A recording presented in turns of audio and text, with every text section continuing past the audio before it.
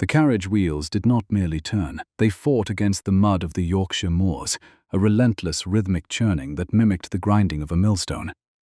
Inside, Clara Sterling sat with her spine as straight as a ledger line, her gloved hands resting upon the dark, pebble-grained leather of the sterling ledger. The mist outside was a thick, grey shroud that erased the horizon, leaving only the gnarled silhouettes of hawthorn trees to mark the passage into the Penhaligon estate.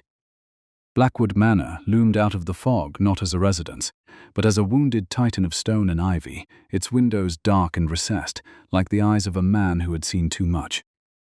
She did not flinch when the carriage lurched to a halt before the iron-studded oak of the main entrance. As she stepped onto the gravel, her half-boots making a crisp, authoritative sound, Clara observed the neglect that clung to the facade.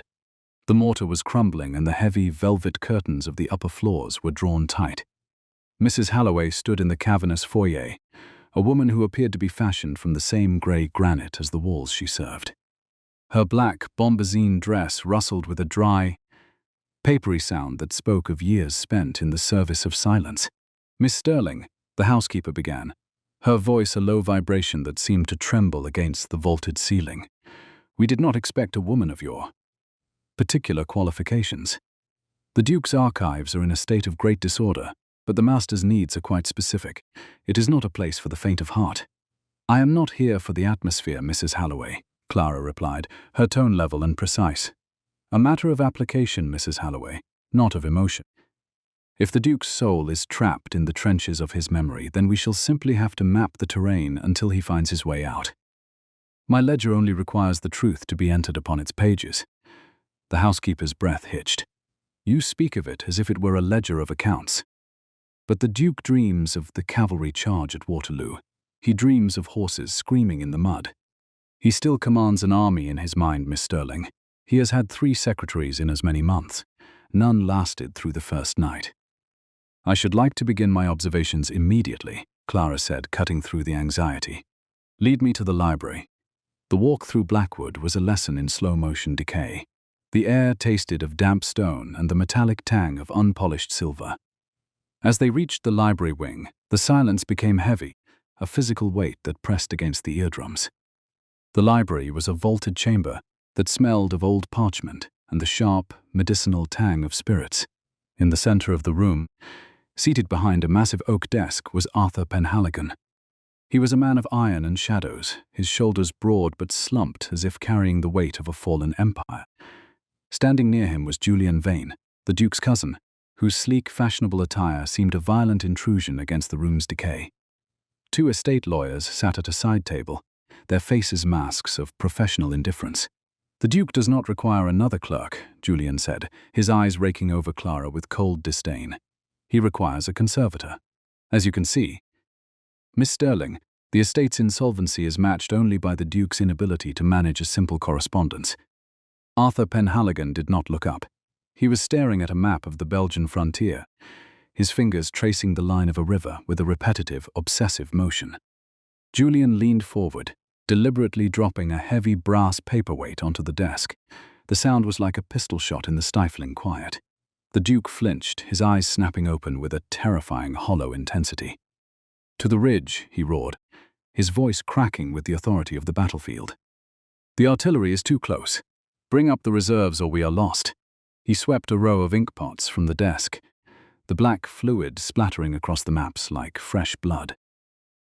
The lawyers recoiled, but Clara remained motionless, her eyes fixed on the Duke's trembling hands. "You see?" Julian whispered, a predatory smile touching his lips. "He is not here.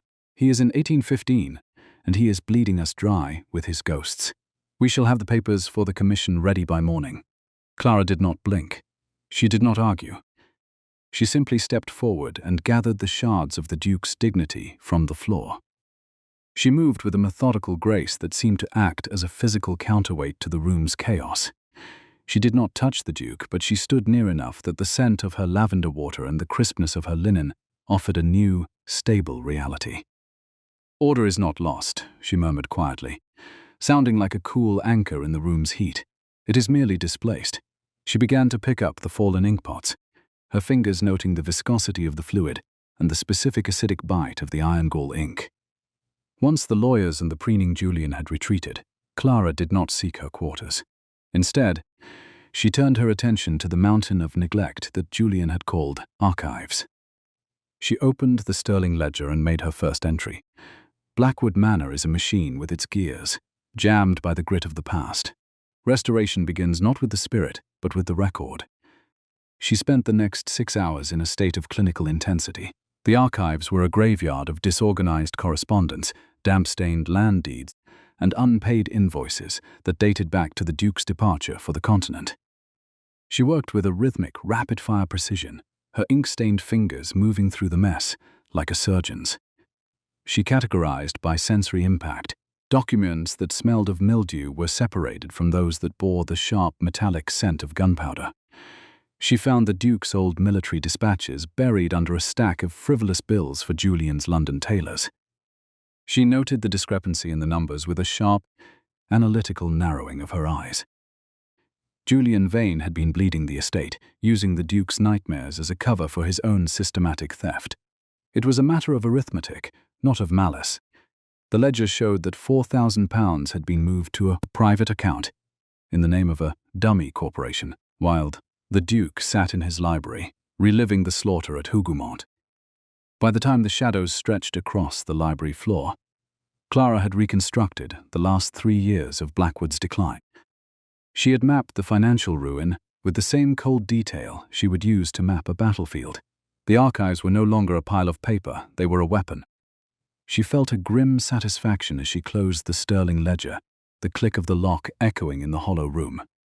Night fell over Blackwood Manor with a sudden, violent finality. Clara sat in her Spartan quarters, her pen scratching softly against a fresh page as she recorded the library's atmospheric density. The silence of the house was not a peaceful thing. It was a taut wire waiting to snap. At precisely midnight, the snapping occurred. It began as a command, a roar of authority saturated with the terror of the battlefield. To arms! Steady the line. Form square, damn you, form square. The voice belonged to Arthur Penhaligon, but it was the voice of a man drowning. The sounds that followed were a discordant symphony, the heavy, rhythmic thud of pacing, the metallic clatter of steel, and the low, guttering moans of a man in torment. Clara stood, her movements deliberate. She reached for her candle and stepped into the gallery. The air was now thick, with a scent that should not have existed, the acrid, sulphurous smell of gunpowder and the raw, wet scent of churned earth. She walked toward the master's suite, her bare feet silent on the cold runners of the gallery carpet. As she approached the heavy, mahogany doors of the Duke's private chamber, a specific sound reached her. It was the Penhaligon clock. Situated within the master's suite itself, its massive pendulum swung with a deep, resonant thrum that vibrated through the floorboards. The clock was not merely a timepiece. It was the heart of the room, its steady, relentless ticking serving as the only tether to the present. Yet, tonight, even that anchor seemed insufficient. The iron bolt was not a security measure. It was a contract of exclusion.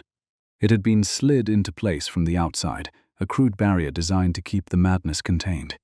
Behind the wood, the Duke was currently shouting orders to a phantom cavalry. Clara stood before the door, the candlelight illuminating the cold iron. She could hear him now, his sobbing a hollow, dry sound that had no moisture in it, only the dust of the dead. Each tick of the great timepiece seemed to trigger a new memory, a new volley of invisible fire that the Duke was forced to endure alone. He was caught in a loop of time, a cycle of trauma that had no exit because no one had dared to enter it. The household had bolted the door and retreated, leaving the master to fight a war that had been over for years. Clara looked at the bolt, then at the Sterling ledger in her pocket.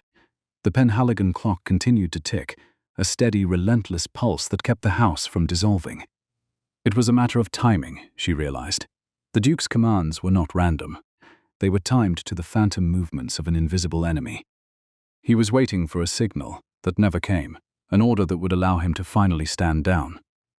She placed her hand against the wood, feeling the vibration of his footsteps as he paced the length of the room, following a pattern that matched the rhythm of a military march. She did not slide the bolt back, not yet. She was a woman who understood the value of a balanced ledger, and the debt this man owed to his own sanity was one that could not be paid in a single night. This veteran had once directed thousands of men in battle, she thought, but he is currently a prisoner in a cell of his own making, and the jailers are his own fears. She did not feel fear. She felt a cold, sharp indignation. To treat a man who had bled for the crown as a dangerous animal was an affront to dignity. She would not be his nurse, and she would not be his jailer. She would be his architect. She turned back toward her room as the first grey light of dawn began to bleed through the high gallery windows. The night terror had run its course, leaving the house in a state of brittle quiet. Clara walked back to her desk, her spine still straight, her fingers itching for the pen. She opened the ledger and began to write with a precision that was its own form of defiance. The first entry for the Penhaligon estate was not a list of assets or account of the silver. It was a single devastating observation. The war was not in France, she wrote, her script elegant and unwavering. The war is in the hallway, and the first casualty was his dignity. I shall restore the balance, one entry at a time. The morning light did not arrive at Blackwood Manor with the warmth of a new beginning. It crept over the grey Yorkshire moors like a weary soldier returning from a lost campaign. Inside the morning room, the air was a stale mixture of beeswax and the sharp, medicinal tang of lavender water. Clara Sterling sat by the window, her posture a masterpiece of quiet restraint against the gloom. She had been awake for 3 hours, her fingers already stained with the charcoal grey ink of her early morning entries. Her mind was a whir of sensory data, processing the rhythmic disturbances she had observed in the household since her arrival. She had begun to suspect a deeper rot within the Penhaligon estate, not just of the stone and mortar, but of the ledgers themselves. In her private chamber, she had noted inconsistencies in the household accounts, but the proof remained elusive, buried somewhere in the neglected mountain of paper in the cellar. Beneath the surface of the estate's daily operations, something was siphoning the lifeblood of the manor, while Arthur Penhaligon fought his demons in the dark. Clara Sterling intended to find it. Across from her sat Dr. Thomas Thorne, a man whose presence was defined by the smell of stale snuff and the heavy volume of medical treatises he rested upon his knee. The condition of the Duke is not a matter for a secretary. Miss Sterling, Thorne began, his voice a dry rasp that seemed to grate against the polished mahogany of the tea-table. He adjusted his spectacles, his eyes clouded by the stubborn certainty of a man who believed that the human soul could be managed through the application of leeches. It is a congestion of the humours, a profound melancholy born of the carnage he witnessed at Waterloo. When the sun sets, the soldier replaces the man. He becomes a creature of instinct and violence. Clara did not look up from the page where she was calculating the quarterly grain yields. She did not interrupt. She did not flinch when Thorne tapped his heavy cane against the floorboards for emphasis. She simply waited for the silence to return, using the rhythmic ticking of the Penhaligon clock in the corner to anchor her patience. "You speak of violence, Doctor," she finally noted, maintaining a level tone devoid of the tremors that usually accompanied such a topic. Yet, the violence I witnessed last night was directed at ghosts. Arthur Penhaligon commands an army that is no longer there. He defends a ridge that has been silent for 3 years. That is not a congestion of humours. It is a failure of the current environment to provide a stable reality. Thorne let out a short, dismissive huff. Every nurse we have hired has fled within a week. They tell stories of him reaching for his cavalry sabre in the dark, mistaking their footfalls for the advance of French skirmishers. The staff has learned that the only safe course is the iron bolt. To lock him in is to protect him, and us. The iron bolt was not a security measure, Clara thought, her mind already categorizing Thorne's words as data points of incompetence. It was a confession of cowardice. She set her pen down with a precise click, the sound echoing in the stillness of the room. To lock a commander away from his post is the quickest way to ensure his ruin, she said, looking Thorne directly in the eyes.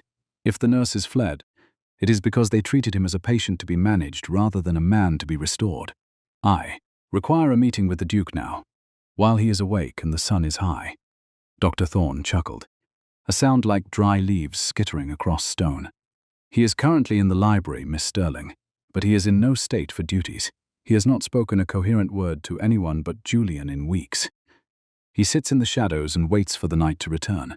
You would be better served by auditing the pantry accounts. "I am not here to count sacks of flour, Doctor," Clara replied, standing up with a fluid, methodical grace. "I am here to audit the soul of this estate. A matter of stewardship, Doctor, not of permission." She left Thorn spluttering into his snuff-box and walked toward the library wing. The transition from the morning room to the heart of the manor was a study in sensory deprivation. The hallway grew colder, the light narrower, until she stood before the towering oak doors of the sanctuary. She did not knock. A knock was an invitation to be dismissed. Instead, she turned the heavy brass handle and stepped inside, the scent of old parchment and cold iron rising to meet her.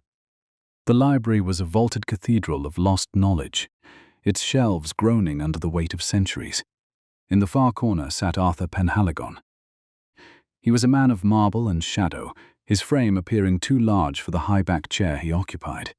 He wore a dressing gown of dark wool, but he sat with a rigid, military stiffness that suggested he was still wearing his uniform in his mind. "Miss Sterling," he said, his voice a low, gravelly vibration.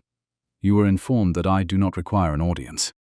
Julian manages the affairs of the house. I am occupied." He was staring at a silver tea service that had been placed on a low table before him. The tray was a masterpiece of Georgian craftsmanship, but it was tarnished, the cream in the small pitcher beginning to form a thin, yellow skin. Arthur's hands were folded in his lap, his knuckles white with the effort of remaining still. "Julian Vane manages the decline of the house. Arthur," Clara said, walking toward him without hesitation. "I am here to manage its survival. And I find that a commander who cannot take his tea is a commander who has ceded too much ground." The Duke's eyes snapped to hers, a flicker of the old fire dancing in the grey depths of his pupils. "You speak with a boldness that is ill-suited to your station. I have led thousands of men into the mouth of hell. I have heard the sound of cannon fire as if it were the beating of my own heart." "I know exactly who you are, Arthur Penhaligon," Clara replied, her tone as cool and refreshing as a spring morning. "You are the master of Blackwood, and you are currently being defeated by a silver teaspoon." She stepped closer, her eyes fixing on his hands. As he reached out to grasp the handle of the teapot, the fracture in his composure became visible. His fingers did not merely tremble, they shook with a violent, rhythmic intensity that caused the silver to chatter against the porcelain. The sound was a frantic, desperate tapping, a Morse code of trauma that he could not silence. He gritted his teeth, his jaw tight enough to crack, but the more he fought the tremor, the more it consumed him. It was not a matter of weakness, Clara observed, her internal ledger recording the specific frequency of the vibration. It was a matter of resonance. His body was still vibrating at the frequency of the battlefield, a biological echo of the drums and the hooves that had defined his finest hours. The Duke's hand was not a limb. It was a broken instrument of war. He stared at his own shaking fingers with a mixture of loathing and despair. "Leave me," he growled, the teapot clattering back onto the tray as he pulled his hand away, tucking it beneath the fold of his gown like a wounded animal. "You see the ruin. Now go and tell Julian Vane that the commission may proceed. I am a hollow shell." Clara did not leave. She did not offer a platitude or a soft word of comfort. Instead, she reached into the pocket of her dress and pulled out a small, heavy brass weight. The very one Julian had dropped in the library previously to provoke the Duke's distress. She placed it on the table next to the tea service, her movements deliberate and slow. "The echo only exists because the room is empty," she stated, dropping to a low, authoritative register. "If we fill the room with a new rhythm, the old one will lose its power." She did not touch him, but she leaned in, her presence a steady, unwavering anchor in his field of vision. She began to count. Not aloud, but with a rhythmic tapping of her own fingers against the edge of the sterling ledger. 1, 2, 3, 4. It was a slow, deliberate pace, far slower than the frantic chattering of the silver. It was the rhythm of a steady march, the rhythm of a house being rebuilt. Arthur Penhaligon looked at her, his breathing shallow and ragged. He watched her fingers move, his gaze drawn to the ink stains that marked her skin, the scars of her own labor. Slowly, the chattering of the silver began to fade. The Duke's breathing deepened, matching the pace of her tapping. "You have ink on your fingers, Miss Sterling," he whispered, his voice losing its harshness. "It is a messy business, managing a ruin." "It is a meticulous business," she corrected him, her eyes never leaving his. and I find that ink is far easier to clean than the grime of neglect. If you will allow me to stay, I shall prove that the war is over. Not because the fighting has stopped, but because the commander has finally decided to come home." Clara turned to leave, her half-boots clicking against the stone floor with the authority of a woman who had just won her first skirmish. As she closed the library doors, she made a new entry in the Sterling ledger. "The enemy is not the memory of the war," she wrote. "The enemy is the silence that follows it." She walked toward the archives.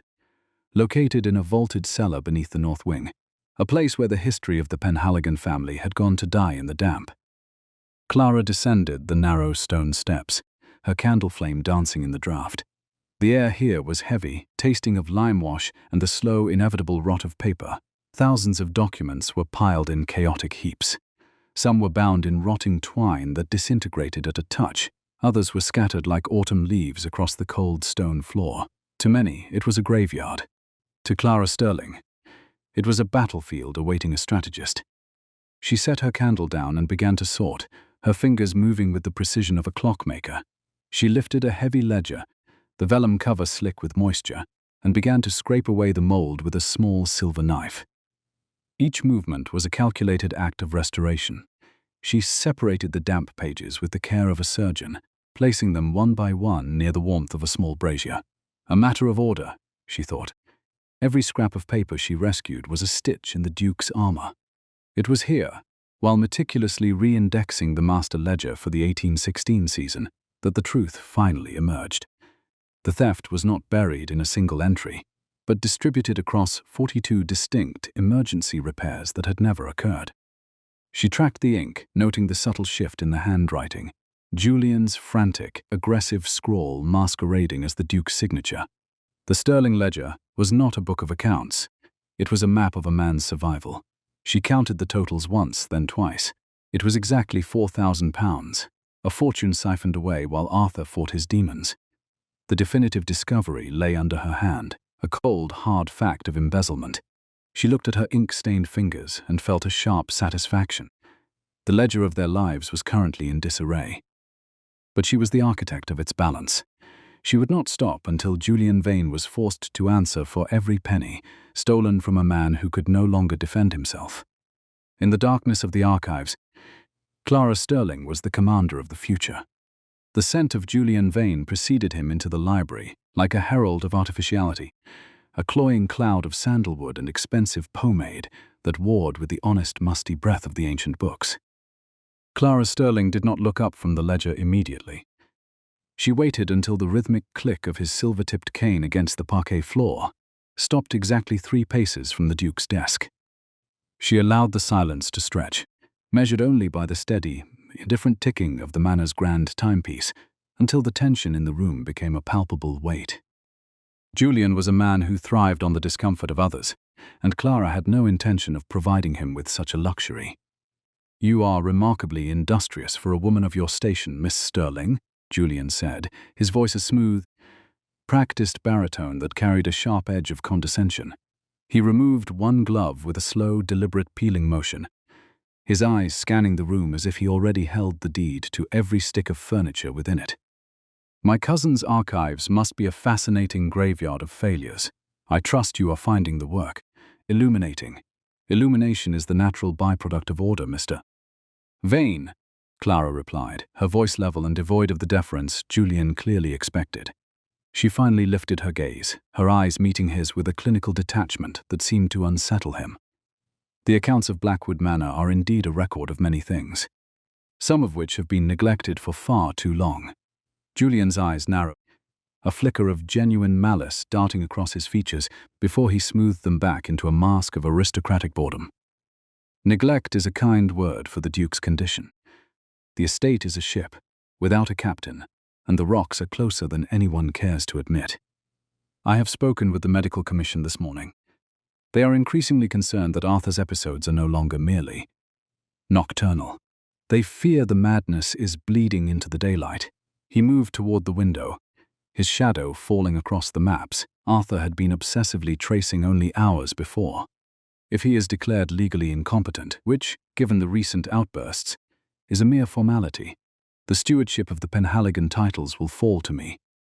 It is a burden I do not seek, of course, but the stability of the peerage demands it. You would do well to remember that your current employment is a courtesy extended by a man who may soon be a ward of the state." Clara did not flinch. She did not defend her position or plead for her future. Instead, she stood and walked toward the desk, her movements a study in quiet, rhythmic grace. "Stewardship is not a matter of title, Mr. Vane," she countered, adopting a colder, more precise register. "It is a matter of integrity, and I find that the Duke's episodes, as you call them, are remarkably consistent in their timing. They seem to flare with particular intensity whenever there is a disruption to the house's routine." Julian let out a short, sharp laugh that held no mirth. "Disruption? The man is a shattered vessel, Miss Sterling. He hears phantom cannons in the wind. He sees ghosts in the shadows of his own hallways. To suggest that his ruin is anything other than a tragic consequence of his own weak mind is an insult to the doctors who have failed to cure him." He leaned down, his face inches from hers, the smell of his sandalwood cologne becoming suffocating. "Do not overstep, Clark.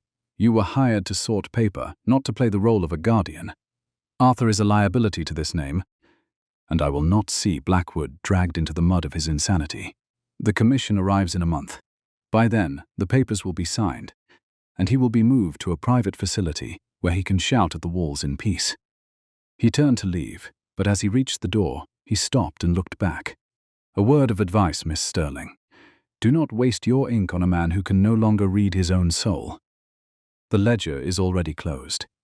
Clara stood in the center of the room long after the sound of his cane had faded into the gallery.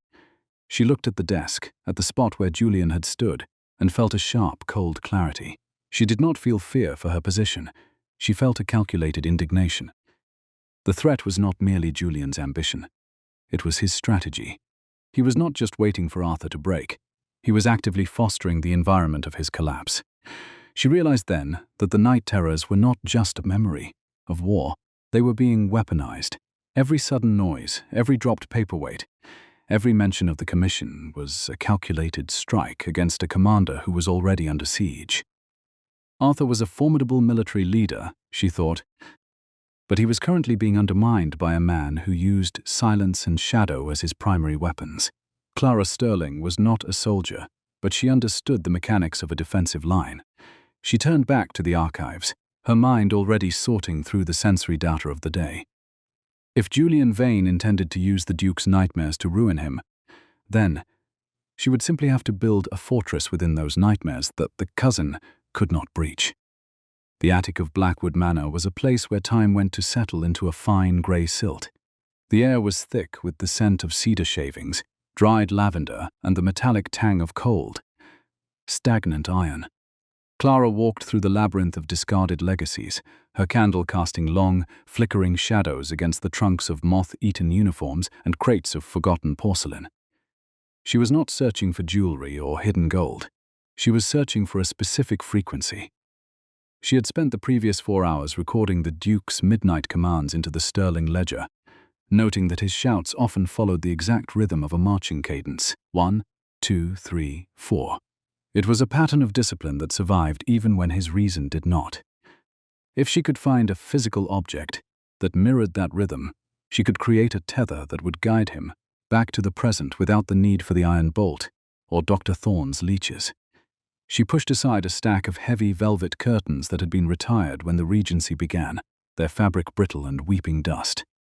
Behind them sat a small, mahogany trunk bound in weathered brass. It was a relic of Arthur's childhood, a piece of furniture that smelled of childhood innocence and old nursery rhymes. Inside, nestled beneath a layer of yellowed tissue paper, she found it. The music box was not a toy, it was a rhythmic anchor. It was a Swiss automaton of exquisite craftsmanship, featuring a small, silver soldier that stood upon a rotating base. When Clara turned the heavy brass key, she felt the familiar, cold resistance of a well-maintained mechanism. As the spring uncoiled, the box did not play a soft tinkling lullaby. It played a sharp, mechanical cadence, the rhythmic staccato beat of a marching drum. It was a precise, unwavering sound that cut through the heavy silence of the attic. Tack, tack, tack, tack. The silver soldier did not dance. He marched in a perfect circle, his movements synchronized with the ticking of the gears. It was the same rhythm Clara had used with her fingers on the library table, but this was constant, an external force that did not require her presence to maintain. She watched the mechanism with a clinical intensity, her internal ledger weighing the object's potential. The music box was not a literal thing. It was a kingdom of order that could be deployed into the chaos of the Duke's mind. It was a matter of mechanics, not of sentiment. She could see how the rhythmic vibration of the box would ground the room, providing a sensory focus that was both familiar to a military man and distinct from the auditory hallucinations of a phantom battlefield. She did not feel a rush of hope. She felt the satisfaction of an architect who had found the missing stone for a crumbling archway. She closed the lid of the box, the silver soldier falling silent in the darkness, and tucked it beneath her arm. As she descended the stairs, her spine remained straight, her steps echoing with a new quiet authority. The household was asleep, the manor held in the grip of a silence that felt like a held breath. Clara walked past the master suite, her eyes fixed on the iron bolt that Julian's staff insisted on sliding into place every night. It was a cold, brutal thing, a symbol of the manor's surrender. She did not touch it, but she felt a sharp, private pride in the secret she carried. The music box was her first piece of artillery in the war for Arthur's sanity. Back in her room, she unclasped her notebook and made a new entry. "The restoration of a ruin requires more than the repair of the stone," she wrote, her script elegant and unwavering in the candlelight. "It requires the restoration of the rhythm that once held the stone together.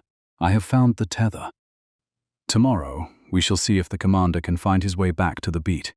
She sat by the window for a long time, watching the moon rise over the moors. The landscape was a study in silver and grey, a world that seemed to have no room for the warmth of a human heart. But Clara Sterling was not looking for warmth. She was looking for balance. She counted the seconds between the gusts of wind, her mind a perfect, ticking clock. The ledger of their lives was beginning to align, one calculation at a time. In the silence of Blackwood Manor, the architect of dignity was preparing for the final audit of a soul. She knew the commission was coming. She knew Julian Vane was watching her every move with a predator's patience. But she also knew that a man who commands an army can be led by a single, steady beat if the one holding the drum is unafraid of the dark. She placed the music box on her nightstand, its mahogany surface polished by her own hands, and prepared for the battle to come. The war was not over, but for the first time since her arrival, the lines of defense were being drawn with precision. Clara Sterling did not sleep. She waited for the clock to strike midnight, her fingers resting upon the ledger that held the map to a man's survival. The atmospheric pressure within Blackwood Manor had been dropping for hours, a heavy, invisible weight pressing the air out of the hallways. Outside, the Yorkshire moors were swallowed by a sky the color of a bruised plum, the clouds churning with a restless energy that made the hair on the back of Clara Sterling's neck stand on end. She sat in the library, the master ledger for the 1816 season open before her. The vellum was damp, smelling of ancient dust and the slow rot of neglected stewardship. Her pen remained idle over a specific entry regarding 42 instances of fraudulent emergency repairs. A paper trail of Julian Vane's greed that she had meticulously unspooled. The library itself seemed to hold its breath. The fireplates had dwindled to a sullen bed of embers, casting long, erratic shadows across the towering oak bookshelves. Clara's fingers traced the sharp angles of the numeric figures recorded in the ledger. Each fraudulent expenditure was an act of sabotage, a calculated friction designed to wear down the machinery of the estate. Julian Vane had orchestrated the very chaos that fed the Duke's night terrors. Clara dipped her pen into the inkwell, the dark fluid gleaming like cold iron. She recorded a final sum, her handwriting a fortress of perfect right angles and steady loops. In a house held together by the brittle threads of a veteran's sanity, a thunderstorm was a declaration of war. Clara recorded the barometric shift in the Sterling ledger, noting how the drop in pressure preceded a rise in the Duke's agitation. To her, the weather was not an act of God. It was a variable in a complex emotional equation. The first true thunderclap detonated. It was a sharp, concussive crack that shook the foundations of the manor. To a civilian, it was a frightening sound. To a man who had spent days in the mud of the ridge under the pounding of enemy 12-pounders, it was the world ending. Clara heard the reaction before she heard the Duke. It began with the sound of furniture being violently displaced in the master's suite directly above her, the heavy, rhythmic thud of a wardrobe being dragged across the floorboards, followed by the shatter of a wash basin. Then came the roar. "To the ridge! Bring up the cavalry! We are flanked, damn you!" Arthur Penhaligon's voice ripped through the quiet of the house, stripped of aristocratic polish and replaced by a raw, guttural desperation. Clara closed the ledger with a soft, definitive snap. She stepped into the gallery just as Mrs. Halloway appeared at the top of the grand staircase, her face a mask of pale terror. The housekeeper was clutching a heavy iron key, her hands trembling. Behind her, a cluster of footmen hovered in the shadows, their eyes wide and utterly useless. "His Grace has barricaded the doors, Miss Sterling," Mrs. Halloway cried, her voice thin against the rising wind. "He is armed with the cavalry saber, Doctor. Thorne says we must not enter, that the fit must run its course behind the bolt." The iron external door bolt was not a security measure. It was a confession of failure. Clara looked at the housekeeper, evaluating the trembling hands and the useless key. To lock a man in a room with his ghosts is to hand the ghosts the keys to the kingdom, she said, her voice a low anchor. "It is a matter of cowardice, Mrs. Halloway, not of care. If we allow him to fight this battle alone, he will not return from it." She did not flinch when the next strike of lightning turned the hallway into a cavern of silver light. She did not waver. She moved toward the staircase, her spine a straight line of intent. Another thunderclap shook the manor, deeper this time, rattling the portraits of past dukes against the wainscoting. Above them, the sound of splintering wood echoed. The Duke was dismantling the very room he was supposed to find sanctuary in. Clara did not wait for permission. She did not consult Dr. Thorne, who was likely cowering in the morning room with his useless theories of unbalanced humors. She walked toward the master wing, her fingers closing around the cold mahogany of the marching automaton music box she had previously retrieved from the attic. It was a mechanism of absolute precision, an object incapable of fear.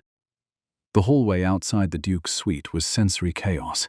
The smell of ozone filtered through the chimney flues, mixing with the metallic tang of fear. The staff had retreated entirely.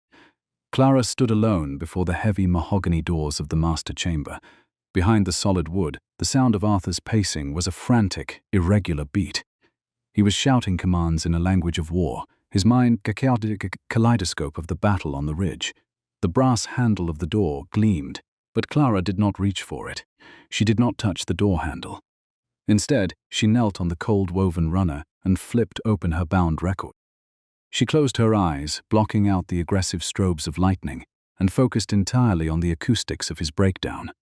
She counted the strikes of his boots against the floorboards. 1, 2, 3 pause, turn, 1, 2, 3 pause. It was a panicked infantry cadence, the rhythm of a man trapped in a trench while the world burned around him. The marching automaton music box was not a toy. It was a sovereign decree of order. Clara reached for the brass key at the base of the mahogany box and began to wind it. The mechanical resistance of the spring was a physical comfort beneath her fingers. She set the box on the floor, pressing it firmly against the base of the door, allowing the vibrations to travel directly through the wood. She did not speak. She simply released the catch. The staccato beat of the silver soldier's drum cut through the muffled roar of the Duke's shouting. It was a fragile metallic pulse, but it was mathematically unwavering. It was a frequency Arthur Penhaligon's military mind could not ignore. Within the room, the shouting stopped abruptly. The heavy thud of his boots ceased mid-stride. There was a long silence, punctuated only by the marching soldier, the rain lashing against the glass, and the distant ticking of the Penhaligon clock further down the hall. Clara stood, her candle casting a steady, golden light. She did not feel fear. She felt a calculated pride. The war was in the room, but she had just deployed the first line of defense. "Arthur," she said, her voice a low, penetrating vibration against the wood. "Secure the line. The reinforcements have arrived. The position is held. Count the beat and find the center." There was a violent crash, the sound of a heavy chair being hurled against the barrier, splintering upon impact. "Away!" Arthur roared, his voice cracking with the strain of his own terror. "The cavalry is in the woods. Do not let them take the colors." Clara did not flinch. She reached down and wound the marching automaton again, tightening the spring to ensure the tempo remained flawless. "Arthur Penhaligon, listen to the drum," she commanded, her voice authoritative and utterly devoid of pity. "The ridge is clear. You are at Blackwood. Look at the shadows, Arthur. They are not smoke. They are the curtains of your home. Count the beats. 1, 2, 3, 4. She began to tap her fingers against the heavy mahogany door in perfect synchronicity with the music box. It was a rhythmic pulse that mimicked the ticking of a clock, the scratching of a pen, the heartbeat of a world that was stable and sane. Inside the room, the sound of heavy breathing became audible, a ragged, sobbing gasp of a man fighting his own mind. The Duke could command an entire army, but at this moment, he was a prisoner of sensory distortion. Clara did not try to save him with emotion. She saved him with logistics. "The thunder is not cannon fire," she instructed, offering a cool stream of reason slipping beneath the door. "It is a summer storm in Yorkshire. The smell you perceive is not gunpowder. It is the ozone of the rain. The cavalry saber in your hand is not for the enemy. It is a relic of a war that is over." A matter of application, she thought, not of sentiment. She continued to tap. Slowly, the erratic shadow beneath the door shifted. The weight of the barricade began to move, the agonizing, scraping sound of the heavy oak chest being dragged back across the floorboards. The Duke opening from the inside, reclaiming his own threshold from the ghosts. The mahogany creaked inward, revealing the devastation. The master suite was a scene of clinical ruin. Heavy velvet curtains had been ripped from their brass rods. Detailed maps of the continent, once meticulously pinned to the walls, were shredded across the floor. In the center of the wreckage stood Arthur Penhaligon. He was a man composed entirely of shadows and sweat, his white linen shirt clinging damply to his broad shoulders, his winter-gray eyes vacant and wild. He held the Duke's cavalry saber in a white-knuckled grip, the heavy steel blade trembling. "Who goes there?" he demanded, his voice a hoarse whisper that scraped against the silence. "Give the password or I strike. The line must hold." "The password is order," Clara replied, her tone level. "It is Miss Sterling." She stepped into the room, her boots crunching over the broken porcelain with a deliberate, grounding sound. She did not look at the saber. "You are not on the ridge, Arthur. You are in your bedroom, and you are exhausting yourself fighting a war that has already been won." She walked toward him, her movements predictable and unhurried. She did not reach for the weapon. Instead, she reached for the Penhaligon clock on the mantelpiece, which had stopped during the violence. She opened the glass case and touched the heavy brass pendulum, giving it a gentle, calculated push. The deep, resonant thrum of the clock's ticking began to fill the room, layering over the staccato beat of the music box still playing in the hall. It was the architecture of time being rebuilt, second by second. Arthur's gaze shifted from the blade to the clock. He watched the polished brass pendulum swing back and forth, a hypnotic pendulum of reality. Slowly, the hollow, haunted intensity in his eyes began to soften. The rigid tension in his jaw slackened. His breathing began to slow, matching the rhythmic pulse Clara had so carefully established. The saber lowered, inch by inch, until its tip came to rest against the Persian carpet. "Clara," he whispered, the recognition a slow leak of reality seeping back into his consciousness.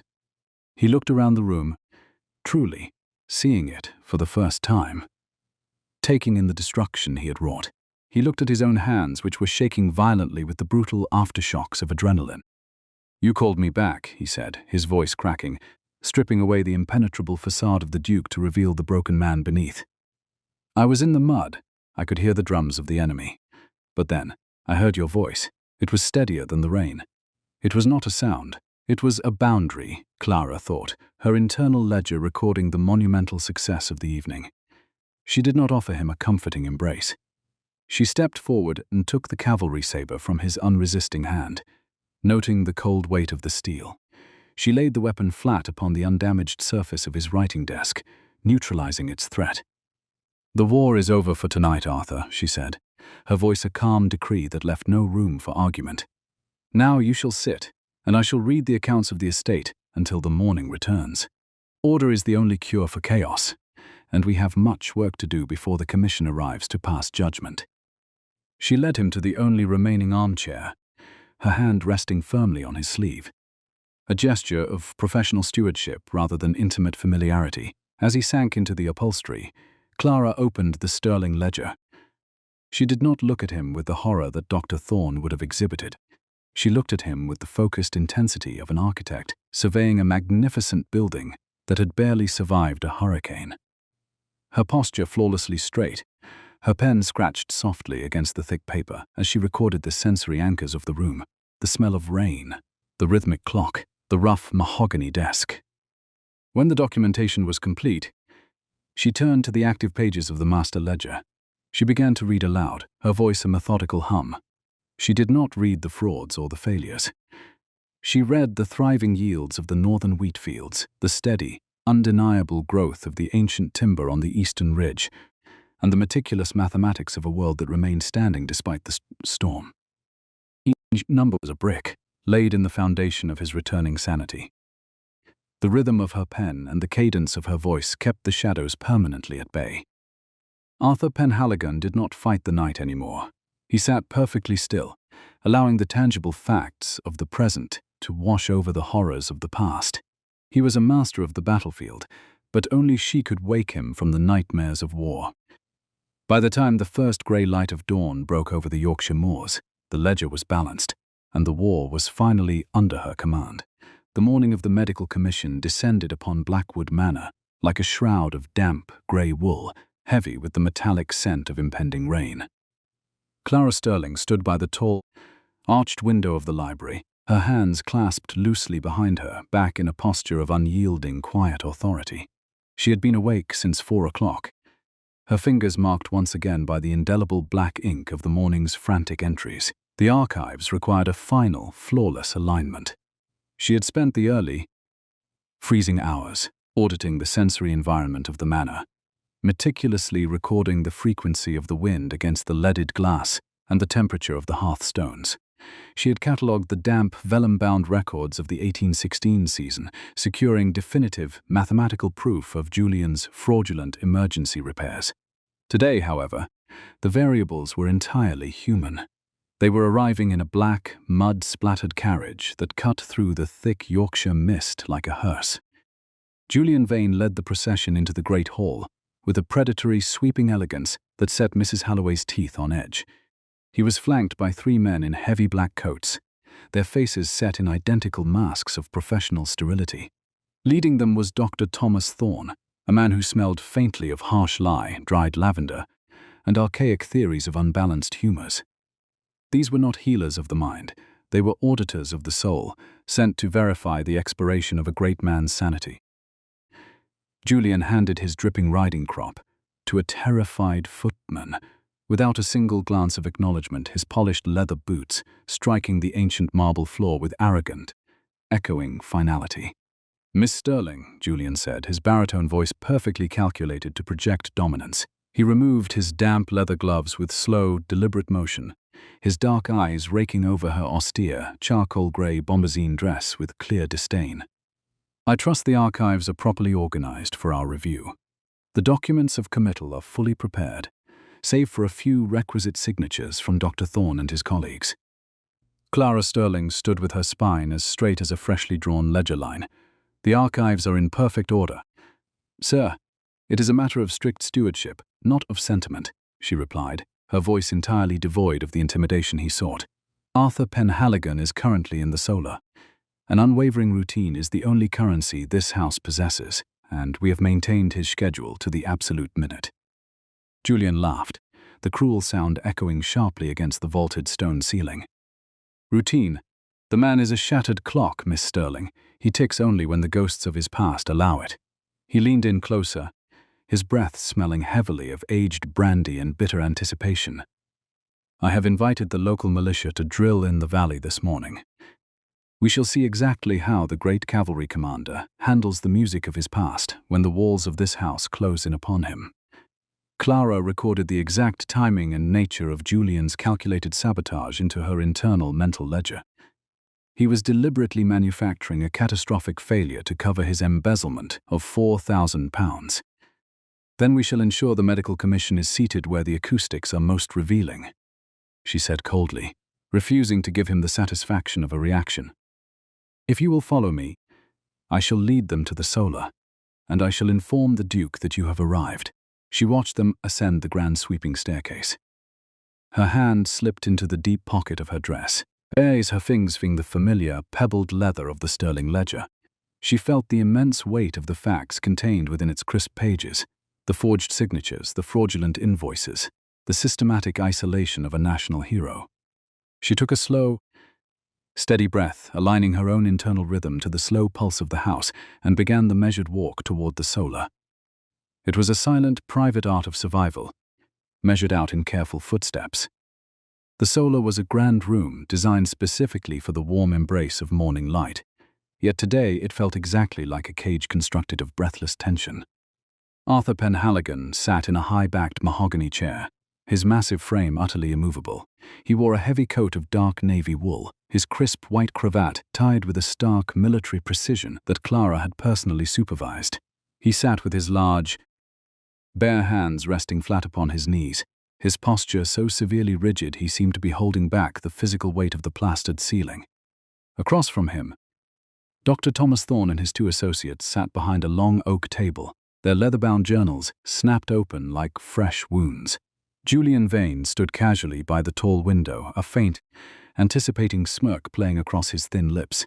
Dr. Thomas Thorne looked at the hero over the rim of his heavy brass spectacles. "Arthur Penhaligon," the doctor began, the syllables falling with a heavy, uncompromising thud in the quiet room. "We are here to formally assess your capacity for the ongoing management of the Penhaligon estates.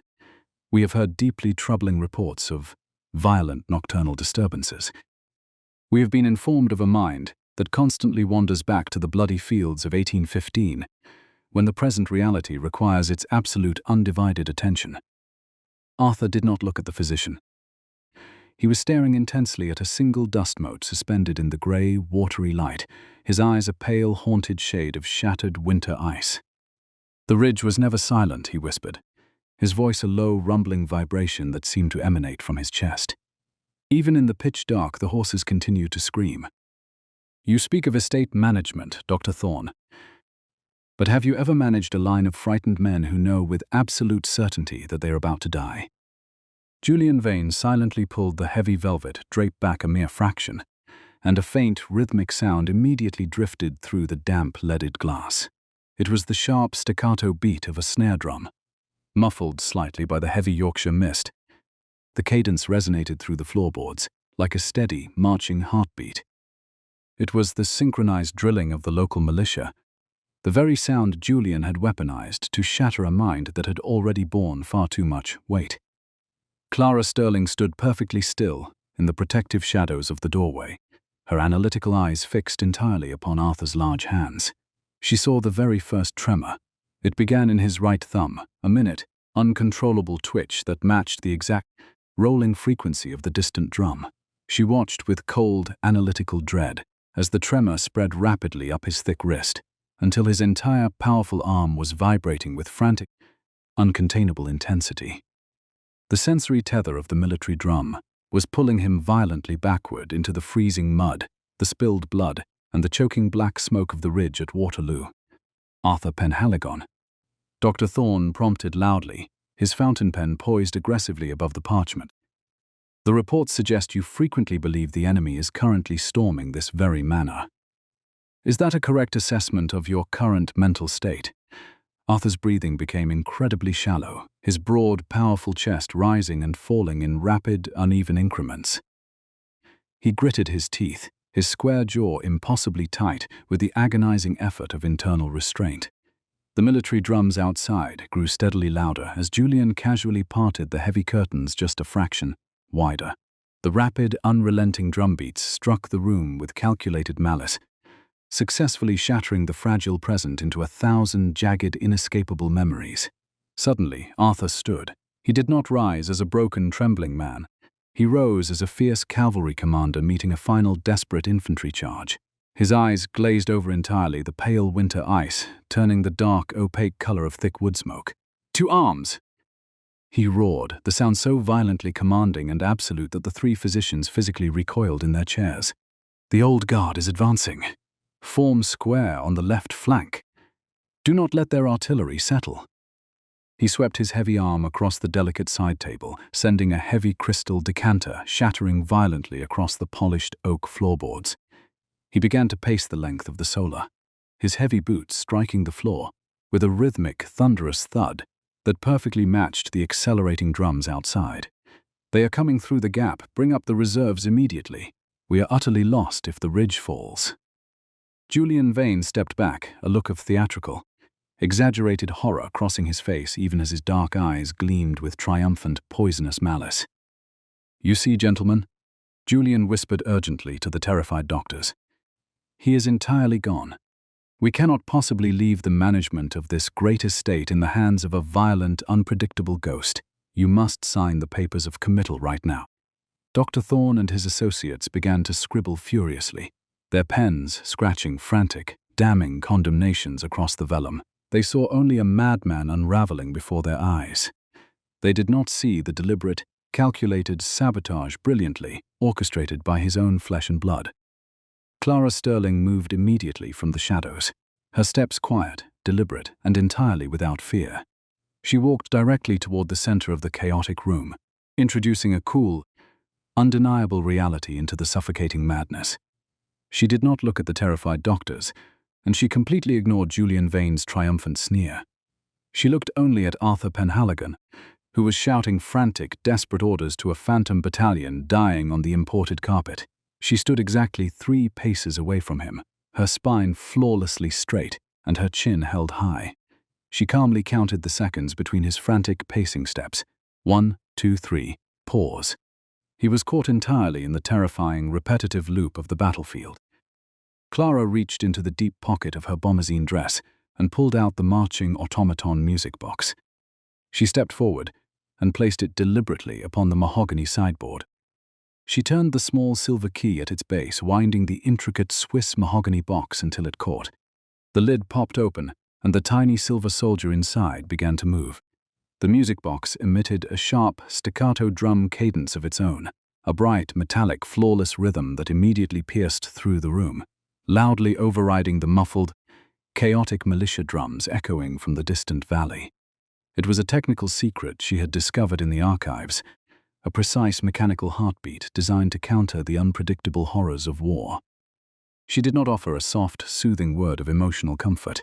Instead, she reached for the massive Penhaligon clock, resting heavily upon the grand stone mantel, and opened its heavy glass face. She reached inside the antique housing and stopped the swinging brass pendulum with a single, authoritative finger. The silence that immediately followed the cessation of the clock, interrupted only by the localized, perfect ticking of the automaton, was sudden and absolute.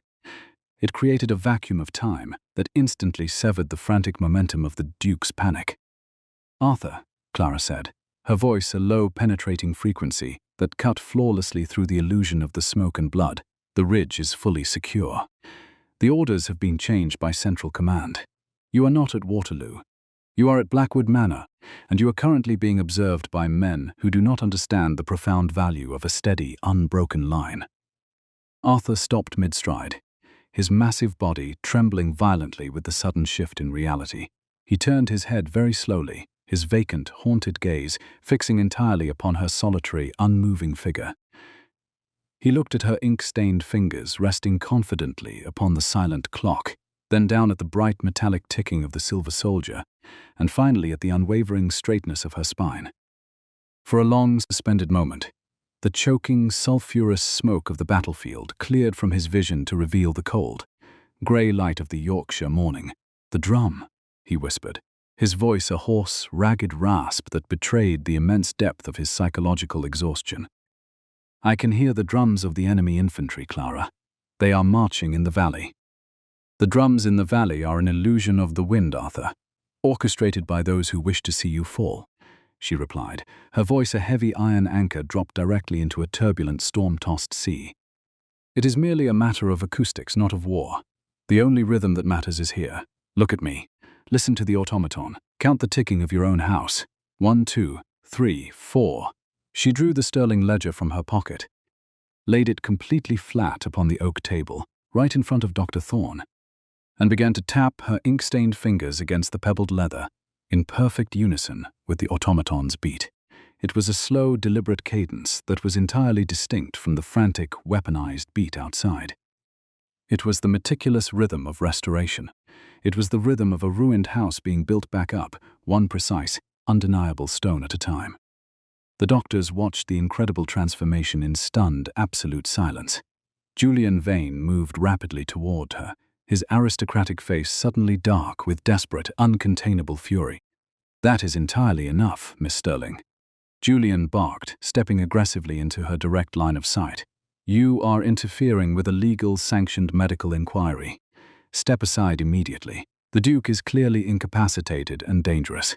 Clara did not step aside. She did not flinch, and she did not break her steady rhythm.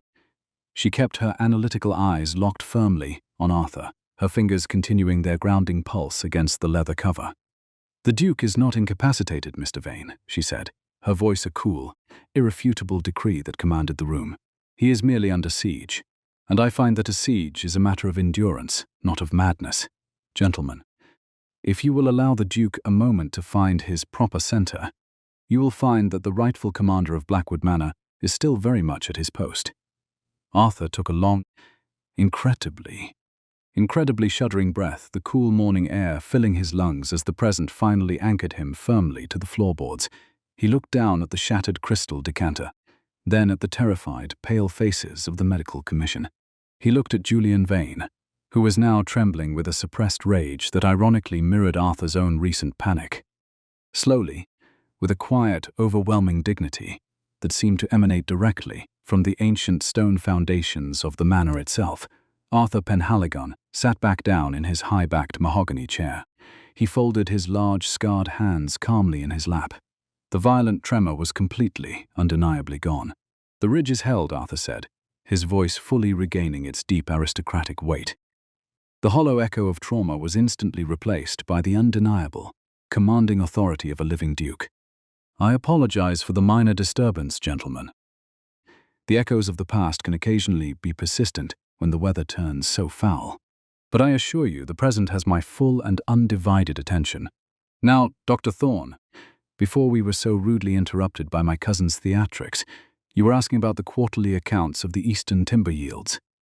The profound silence in the room was no longer a cage. It was a sanctuary forged by mutual resolve and undeniable intellect. Clara stood perfectly still by his side, her posture a masterpiece of quiet, calculated triumph. The Sterling ledger was not a mere book of accounts. It was a contract of restoration signed in ink and blood. She looked directly at Julian Vane and saw the very first, irreversible cracks forming in his pathetic fortress of arrogance. The militia drums continued to beat uselessly in the distant valley, but in the solar of Blackwood Manor, the only sound that truly mattered was the steady, unwavering ticking of a house that had finally decided to stand its ground. Clara opened the Sterling ledger, took up her pen, and made a new, immaculate entry. Measured by the ticking of the clock, the recovery was no longer a desperate hope. It was an absolute certainty. The seasoned tactician possessed immense martial authority, but only she could wake him from the nightmares of war. The solar remained held in a state of brittle, crystalline silence, the kind that follows a lightning strike before the thunder has a chance to roar. Clara Sterling did not move her hand from the stopped pendulum of the estate's famous clock. On the small mahogany table beside her, the marching automaton music box performed its mechanical duty. Its silver soldier marched in place to a sharp, staccato drum cadence, the Swiss mechanism providing a rhythmic military pulse that cut through the heavy air of the room. It was not a toy, it was a sensory anchor, a physical tether that demanded Arthur Penhaligon's attention remain in the present. Clara Sterling remained a solitary pillar of grey bombazine against the ornate gold of the family crest, watching Julian Vane. His face was no longer a mask of aristocratic boredom, but a frantic, twitching map of impending ruin. Julian Vane had built a kingdom on the assumption that silence was the same as absence, and he was currently realizing that the silence in this room was actually an indictment. Dr. Thomas Thorne was the first to break the tension. He leaned forward, his heavy spectacles slipping down the bridge of his nose as he stared at the Duke. "Arthur Penhaligon," the physician began, his voice lacking its previous clinical arrogance. "The outburst we witnessed was remarkably specific, and yet the recovery was equally precise. We were under the impression that your condition was a progressive decline of the humours, one that left no room for such immediate clarity. Arthur Penhaligon did not answer immediately. He reached out and touched the sleeve of Clara's dress, his fingers barely brushing the fabric. Yet the gesture was a monumental declaration of presence. He looked at Dr. Thomas Thorne, then at the two associates who were still clutching their pens as if they were weapons. "The condition you describe is a luxury I can no longer afford," Arthur Penhaligon said, his voice regaining the resonant baritone authority that had once commanded 10,000 men at the Belgian frontier. "Melancholy is for men with nothing to lose. I find that I have a house to defend, and the enemy is not at the ridge.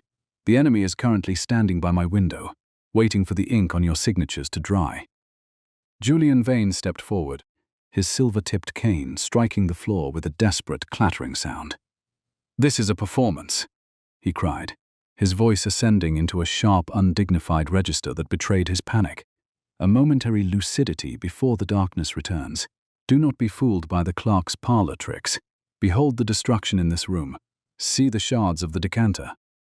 Arthur Penhaligon is a danger to himself and to the dignity of this title. Clara Sterling stepped away from the clock, her movements slow and rhythmic. She did not raise her voice. She did not exhibit the hysterical defense Julian Vane clearly expected. Instead, she unsealed the dark leather book to a page marked with a thin, crimson silk ribbon. She tapped the page with a rhythmic finger, matching the beat of the marching automaton.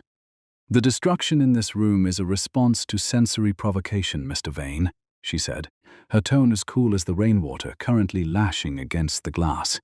"Provocation that you meticulously arranged. You invited the militia to drill in the valley today, because you knew the frequency of those drums would act as a hammer against his memory." She turned the ledger around, pushing it across the oak table, toward Dr. Thomas Thorne. "However, a man's mind is not the only thing currently in a state of disorder at Blackwood Manor. If the Commission is truly interested in the stewardship of this estate, they would do well to audit the records of the 1816 season. Specifically, the 42 instances of emergency masonry repairs to the northern boundary wall." The physicians leaned in, their eyes scanning the rows of figures Clara Sterling had reconstructed from the damp archives of the cellar. "These totals are significant," Dr. Thomas Thorne muttered, his finger tracing a line of neat, ink-heavy numbers. £4,000 allocated for stonework during the month of January. "Exactly," Clara Sterling replied, her analytical gaze fixing on Julian's pale, perspiring forehead. "January of 1816 was the year of the Great Frost. The stone was frozen solid for 6 weeks. No mason in the county of Yorkshire laid a single brick during that period, as the mortar would have crumbled instantly. Yet, according to these records, the work was completed and paid for in full to a company that does not exist in any guild registry." Julian Vane's hand tightened on the head of his cane until his knuckles were white as bone. "You are a secretary, not an auditor. You have no standing to question the management of this family's finances. These are old records, irrelevant to the Duke's sanity." "They are entirely relevant, sir," Clara Sterling countered, her voice dropping into a colder, more precise register. "The Sterling ledger is not a book of numbers. It is a map of a man's betrayal. You wanted Arthur Penhaligon committed because a man locked behind an iron bolt cannot ask why his timber yields are being siphoned into private accounts in London. You weaponized his ghosts to hide your own theft. A matter of arithmetic, Mr. Vane, not of emotion." Arthur Penhaligon stood, and this time there was no tremor. He did not reach for his cavalry saber. He did not roar. He walked toward Julian Vane with the slow, inevitable momentum of a siege engine. He stopped exactly 1 pace away, his military frame casting a long, dark shadow over his cousin. Arthur Penhaligon looked down at the man who shared his blood, his grey eyes no longer vacant, but filled with a terrifying, lucid contempt.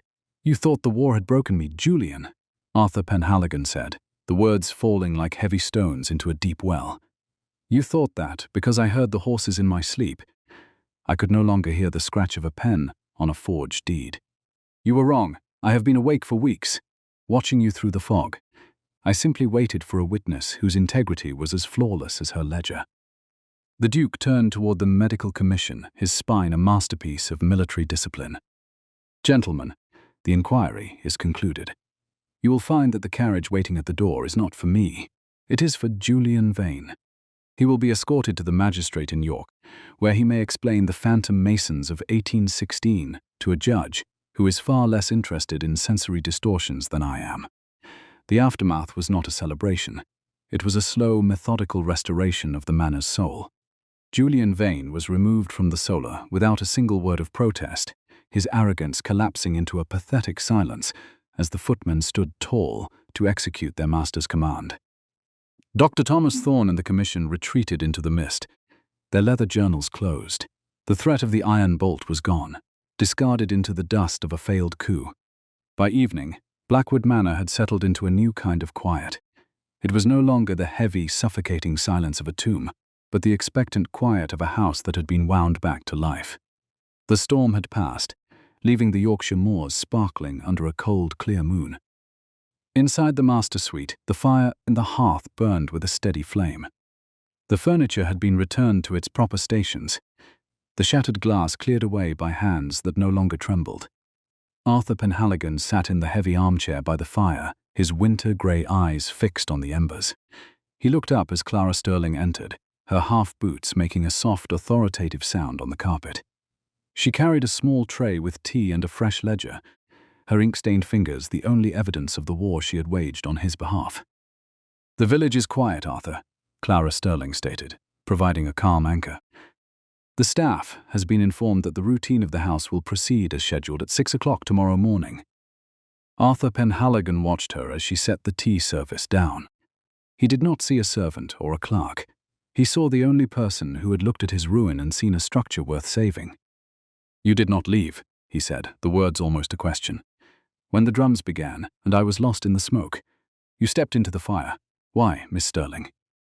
Clara Sterling paused, her hand resting on the handle of the silver teapot. She did not offer a sentimental platitude.